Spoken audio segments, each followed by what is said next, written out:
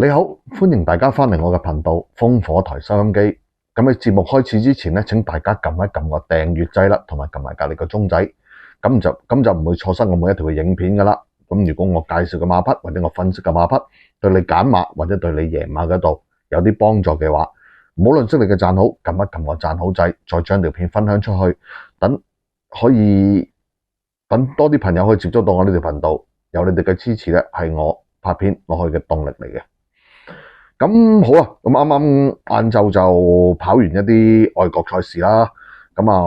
我哋個外國馬群組都唔錯，成績唔錯，出咗兩場。咁一場係中咗4重彩，咁一場係中咗條熱熱地嘅3重彩。咁畢竟都係彈無虛發啊，都兩場都中到。咁都嚟緊嘅8點嘅20分咧，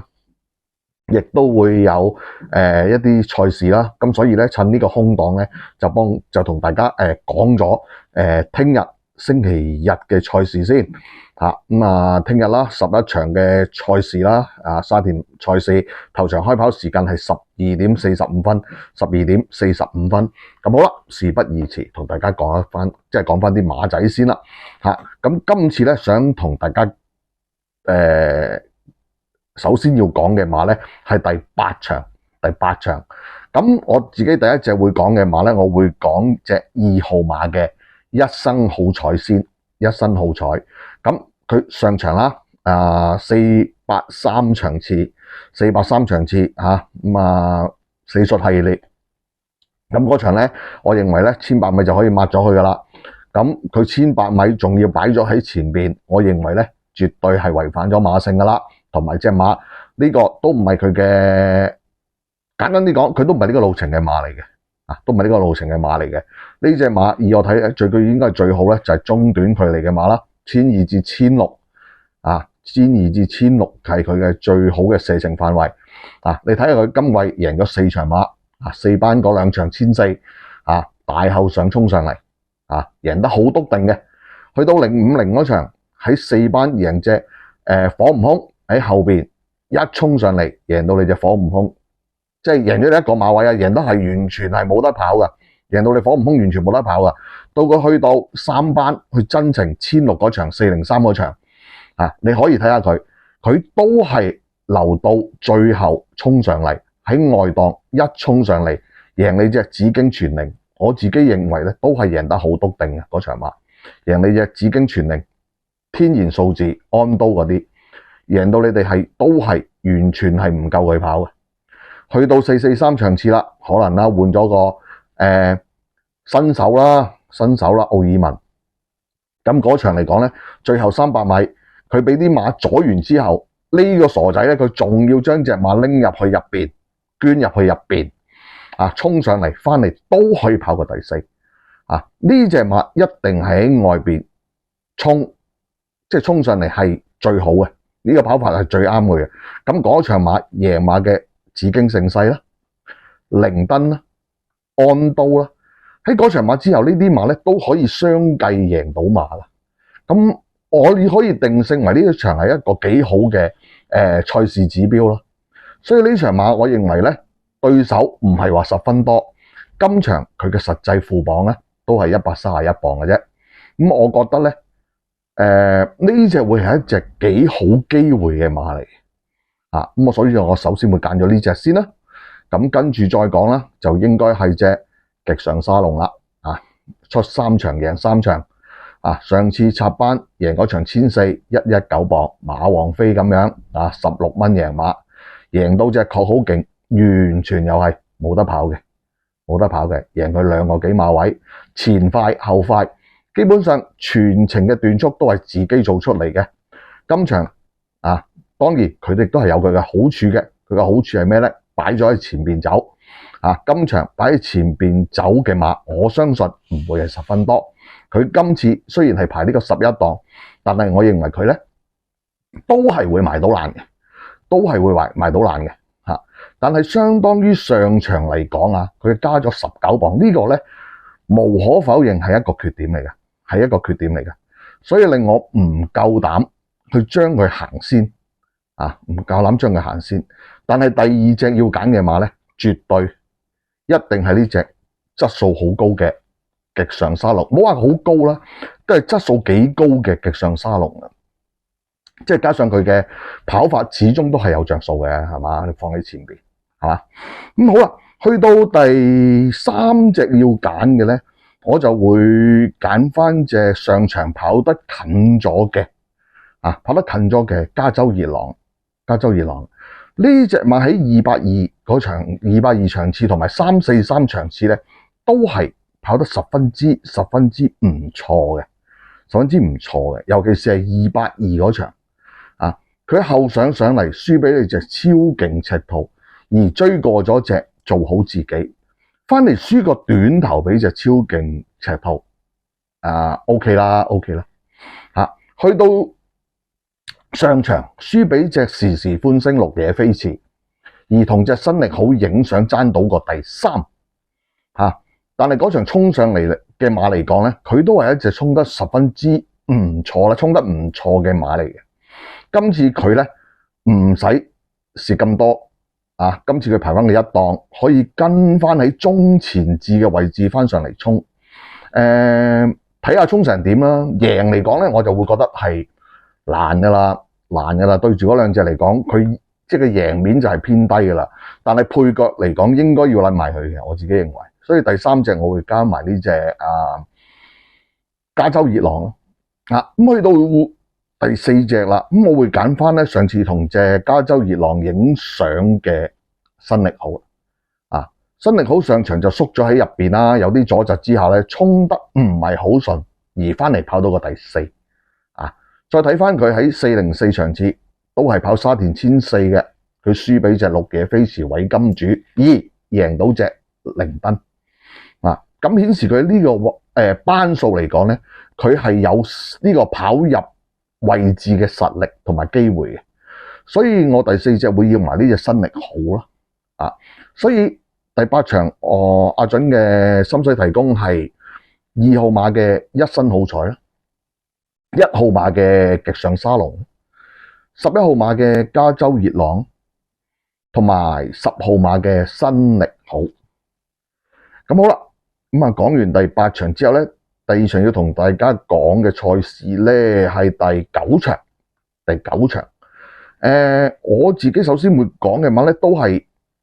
會追翻上場我自己推介俾大家，因為嗰日嘅快活谷跑道真係有好大嘅偏差，離晒放喺前邊嘅馬，雖然佢跑法被動，但係佢都可以後上翻嚟做一個快嘅末段時間，跑到個第3。我講嘅係呢隻勁盡輝煌，大家有聽開我節目都知啦，係嘛？上次我揀佢嘅時候已經講咗一大紮揀佢嗰個即係揀佢嘅優勢喺邊度咁今場我都係啦，揀翻同一樣嘢嘅啫，382嗰場留喺後邊跑，衝上嚟輸短碼頭俾你隻笑傲江湖，而追過你隻標之星河。咁嗰場馬已經係跑咗一場十分之唔錯嘅賽事出嚟噶啦到佢轉去快活谷跑嗰場412嗰場，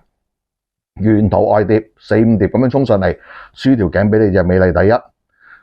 到上場我頭先都講咗啦，嗰日場地偏差，完全唔好追嘅，佢留得太後啦，追上嚟，但係田雞係真係好努力咁樣鏟佢上嚟嘅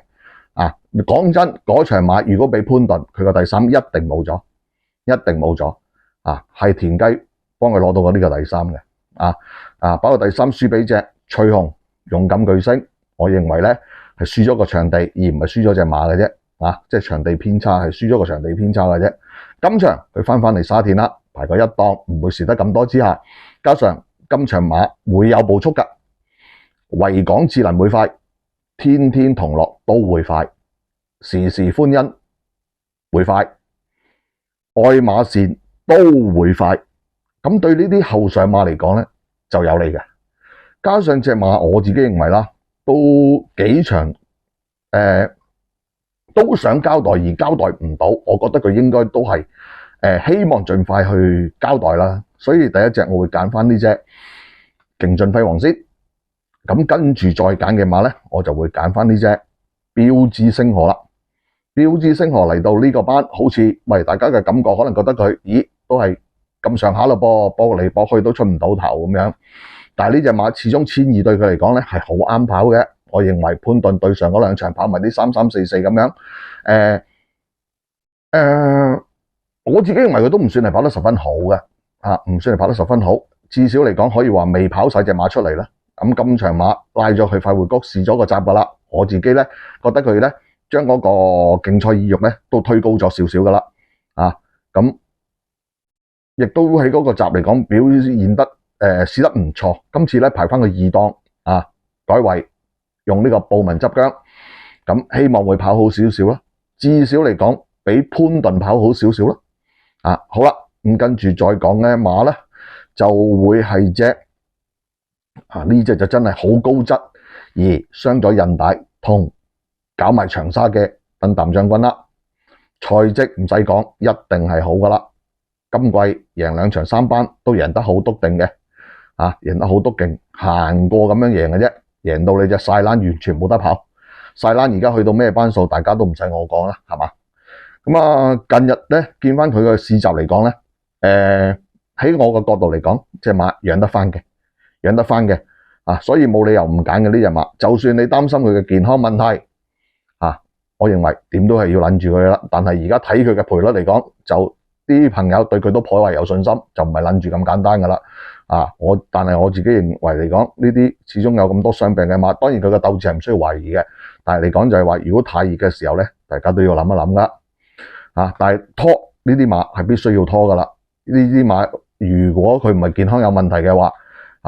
根本呢一紮馬都唔係佢嘅對手，可以咁講，係嘛？咁你而家驚佢嘅健康，但係嚟講呢啲馬你都一定要攬住嘅，唔使講。唔係呢啲健康問題，呢啲就數噶啦，呢一紮嘢都唔夠佢嚟嘅，你應該就咁講。咁再揀嚟講咧，其實就係會喺兩隻馬嗰度稱噶啦。呢隻信心星啦，同埋隻輕磅嘅閃耀天河嗰度稱。咁閃耀天河雖然話佢係升班啦，但係今場咧始終快馬多，佢有一段好強勁嘅衝勢啊！嗱，你睇下上場嘅480場次嗰場，佢喺後邊衝上嚟。嗱，你走先嘅米奇啊，好後勁嘅津智神啊，星月飛雲啊，嗱，尤其是佢同隻津智神比就最好啦，一齊喺後邊，佢仲要遲過你津智神發力，都可以過你就過你。而可以彈得你哋贏嘅，呢隻馬嘅後勁真係都幾強勁，幾強勁，加上信心星始終去到135磅啦。佢上次喺2班贏馬嘅時候，即係佢上次贏2班嘅時候只不過係孭緊115磅，加咗20磅，加上今場有快馬，咁我倒不如買隻輕磅嘅後勁馬，閃耀天河啦。所以今場阿準嘅推介咧，會係9號嘅勁進輝煌，4號嘅標之銀河，7號嘅燈膽將軍，同埋11號嘅閃耀天河。係啦，以上係阿準嘅心水提供。咁都係啦。咁有啲咩想提點下我嘅，或者覺得我有啲咩改善嘅善意嘅提點，或者善意嘅建議，阿準都十分之歡迎嘅。阿準都十分之歡迎大家去指點下。咁如果想聯絡阿準嘅，就睇翻我個留言區啦，睇翻個留言區嗰度睇翻我嘅聯絡方法。咁如果譬如話對我其他賽事嘅文字版貼士有啲興趣嘅話，亦都可以聯絡阿準，問大家點樣攞翻嗰份文字版貼士啦。咁如果係話對我職場群組嗰度有啲興趣嘅話，咁亦都可以聯絡我睇下點樣去加入我哋嘅現場群組，同一啲志同道合嘅朋友一齊玩下馬仔。外國買賽事咧，一直以嚟都係咁噶，冇另外收費嘅，亦都係隨住本地群組加送俾你哋嘅外國群組。如果有心玩下本地馬或者係外國賽事嘅，亦都可以同阿準聯絡下。咁好啦，咁今次講住咁多先，希望大家精神贏多啲，下期賽事再見，拜拜。